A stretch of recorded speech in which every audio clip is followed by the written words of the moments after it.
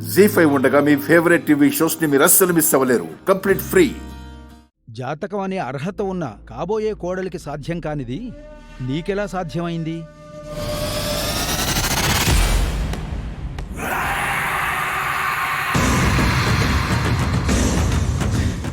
నిహారిక అడుగు పెట్టలేకపోయింది, నువ్వెలా వెళ్ళగలిగావు? అదేం మాకు అర్థం కావడం లేదు గురూజీ. కొంప తీసి అవనికి మాయలో మంత్రాలు వచ్చాయేంటి? దైవశక్తి ముందు మంత్రాలు మాయలు ఏం మాత్రం నిలబడవు. మరి ఎలా వెళ్ళగలిగింది? ఈ కుటుంబంతో నీకున్న సంబంధం ఏంటి?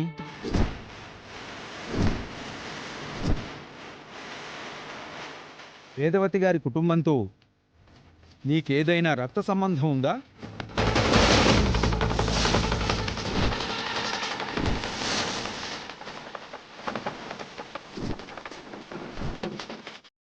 ఏం మాట్లాడుతున్నారు గురుగారు మీరు?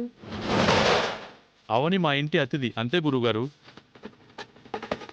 మీరు కొత్త కొత్త అనుమానాలు క్రియేట్ చేయకండి గురుగారు. ఏదో బంధం లేనిదే ఇలా జరగదు.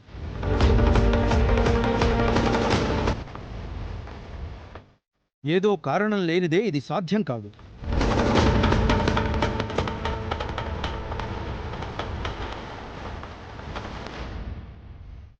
చెప్పమ్మా, నువ్వు ఏ ధైర్యంతో వెళ్ళగలిగావు? నువ్వు ఏ ధైర్యంతో పంపించగలిగావు? నువ్వంటే ఈ ఇంటి మేనకోడలివి. ఈ అమ్మాయి ఎవరు? వీళ్ళకేమవుతుంది? అవని గురించి చెప్పడానికి ఇది మంచి సందర్భంలా ఉంది. అవని మెడలో తాళి ఉంది. ఆ ప్రభావంతో సాధ్యమైనట్టుంది. ఇప్పుడు ఆ తాళి బయటపడితే నేనిరుక్కుంటాను. మౌనం ఎందుకమ్మా? సమాధానం చెప్పు. చెప్పేస్తాను. నా చెల్లెలి గురించి చెప్పేస్తాను. సుజాత గారు మా పెళ్లి గురించి చెప్పేయాలనుకుంటున్నారా?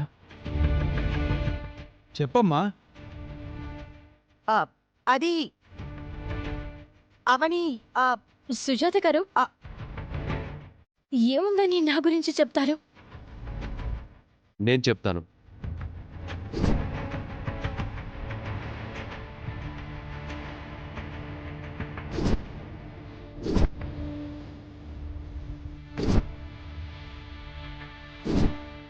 మాకు అవనికి మధ్య ఏ సంబంధం ఉంది అన్న విషయం గురించి మీరు ఎన్నిసార్లు అడిగినా మా దగ్గర సమాధానం ఉండదు. అవనికి అమ్మవారికి మాత్రం గొప్ప అనుబంధం ఉంది. ఒకసారి అమ్మవారిని దొంగిలించబోయాడు. అప్పుడు అవని తన రక్తం చిందించి అమ్మవారిని కాపాడింది.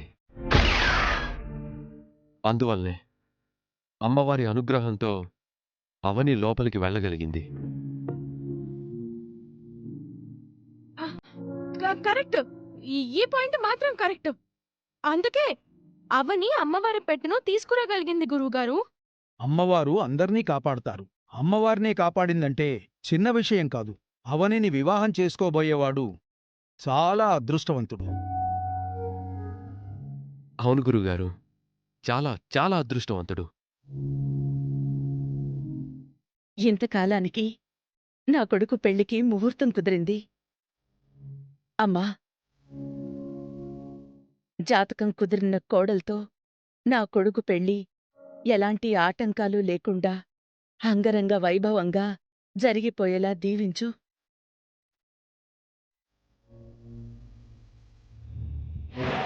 ఏమైంది మీకు?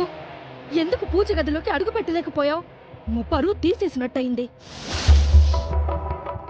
అంత జరిగినా కూడా ముహూర్తాలు పెట్టే కార్యక్రమం ఆగలేదు కాబట్టి సరిపోయింది. లేదంటే సంబంధమే క్యాన్సిల్ అయి ఉండేది. అసలేం జరిగిందో చెప్పు. నేను ధైర్యం చేసి అడుగు లోపల పెట్టుంటే మాడి మసైపోయి ఉండేదాన్ని. ఈ పాటికి మీ చేతికి బూడిద మిగిలుండేది. అడుగు లోపల పెట్టబోతుంటే మంటలొచ్చాయి. అవునా? రెండోసారి కూడా ప్రయత్నం చేశాను. మళ్ళీ అలాగే జరిగింది. అందుకే పారిపోయి వచ్చేశాను. అమ్మో, ఇదేదో మాయల మరాఠీ ఇల్లులా ఉంది.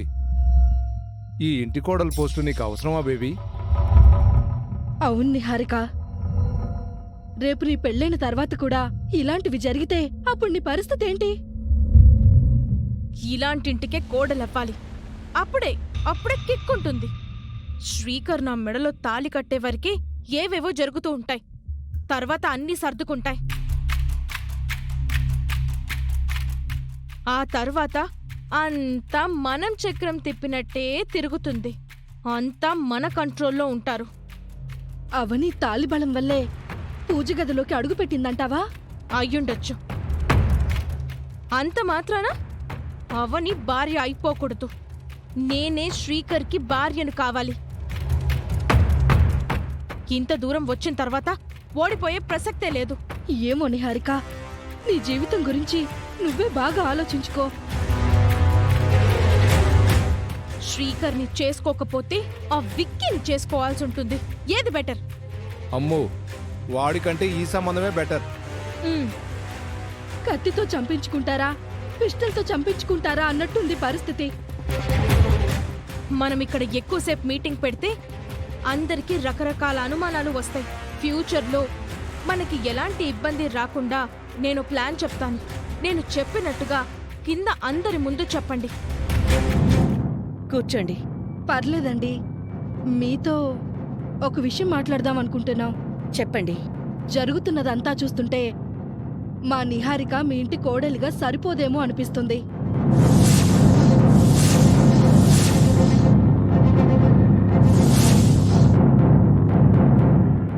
జీ5 యాప్ డౌన్లోడ్ చేసి అన్ని ఎపిసోడ్స్ పూర్తి ఉచితంగా చూడండి.